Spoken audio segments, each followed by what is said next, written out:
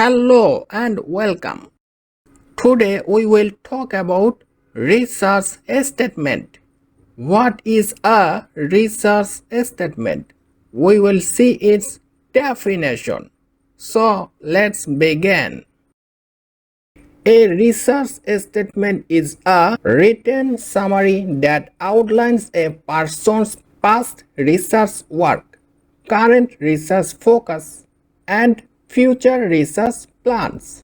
It is commonly used in academic and professional settings, especially when applying for faculty positions, grants, or research roles.